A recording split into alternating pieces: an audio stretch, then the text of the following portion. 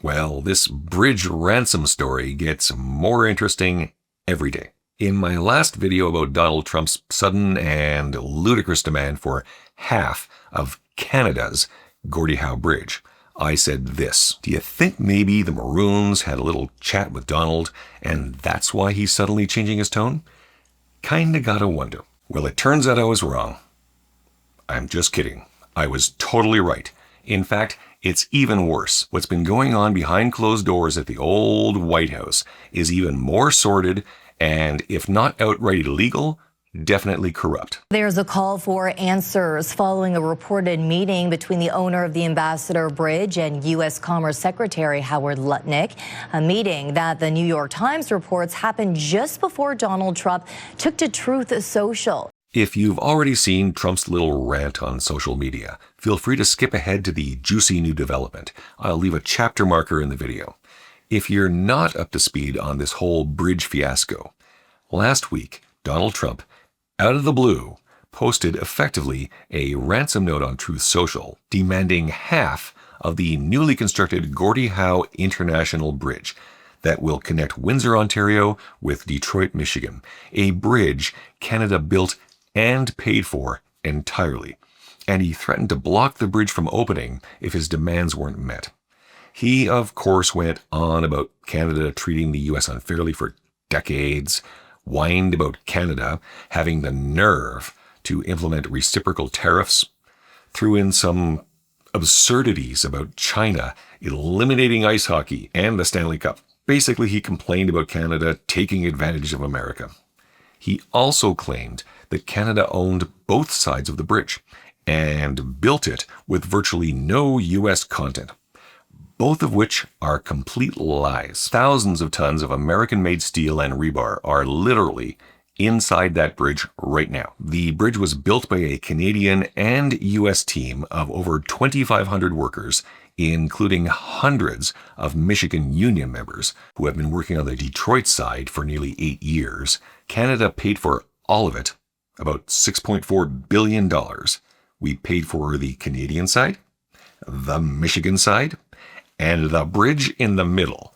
And despite that, the bridge is jointly owned by the Government of Canada and the state of Michigan. It's just that Canada gets to keep all the toll revenue until the bridge is paid off. Once Canada recoups its investment, the profits will be split 50-50 with Michigan. What's more, because Canada spent billions on Michigan's infrastructure, the U.S. federal government allowed Michigan to count that Canadian spending as their matching share for other federal grants. This effectively unlocked $2.2 billion US in free federal money for Michigan to spend on other roads and bridges across the state. So, yes, Michigan gets a brand spanking new, state-of-the-art bridge for free, 50% of the revenues once it's paid off, and a couple $1 billion extra as a bonus. You're welcome, America. But all of that has nothing to do with Trump's post. It's all a red herring. As I mentioned in my last video, there's another bridge connecting Windsor and Detroit, an old, decrepit bridge, the Ambassador Bridge, and it's privately owned by the Moroun family, who have been lobbying and paying out millions to stop the new Gordie Howe Bridge from ever opening. They make an estimated $60 to $70 million annually from the Ambassador Bridge in toll revenues alone. But that's just a small fraction of the money they make from this cash cow. A major part of the Moroun profit model is the Amex duty-free station on the Michigan side. Because it is technically in international territory, the station is exempt from state and federal motor fuel taxes. By pricing their fuel just slightly below regular Detroit gas stations, they pocket the massive difference in pure profit. The bridge also serves as the literal front door for the family's massive trucking logistics firm, Centra Inc. Controlling the bridge allows the Morouns to ensure their own trucking fleet has priority access to the most important trade artery in the region. For 40 years, Manuel Matty Moroun and his son Matthew have held a private monopoly on the busiest trade crossing in North America. And the Morouns are, well, something else.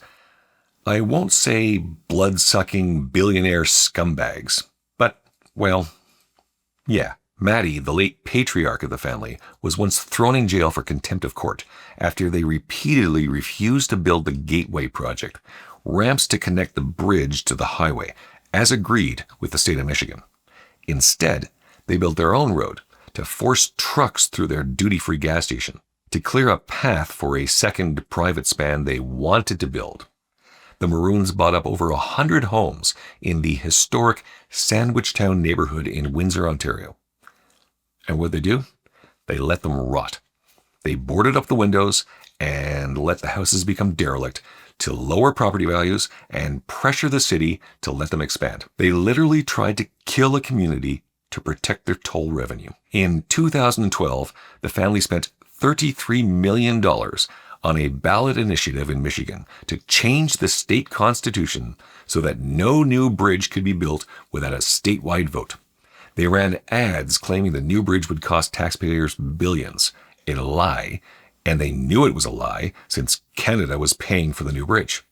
They even tried to sue Canada, but they lost every time because, fun fact, you can't sue a country for building a better bridge than your rusty old one. In a move of supreme irony, the Morouns once tried to argue in U.S. court that because they owned a bridge that touched Canada, they were technically instruments of a foreign government, and therefore should be immune from certain U.S. lawsuits. In 2017, Trump endorsed the new bridge. He called it a priority. So what changed? Did the bridge move? No.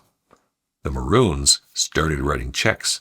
Matthew Moroun has dumped over $600,000 into Trump-aligned PACs in the GOP since 2019. Which brings us to more recent events. Trump's sudden change of heart on the new bridge, and this. House Oversight Committee member launches probe into Lutnick's meeting with ambassador bridge owner.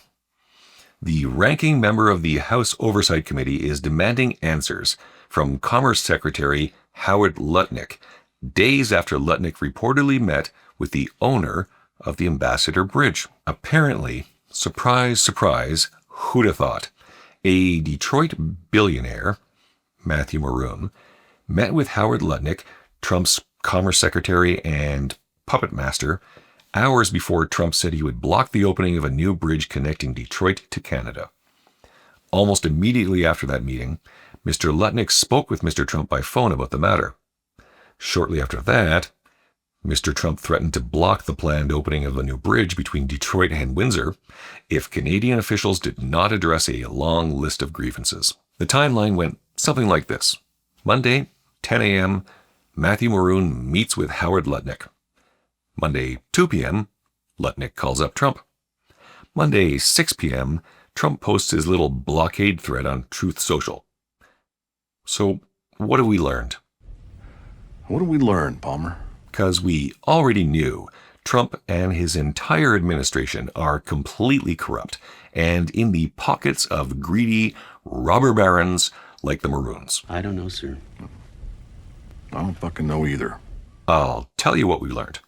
Until Donald shuts up about Canada's new Gordie Howe Bridge and it's open and running, take the tunnel.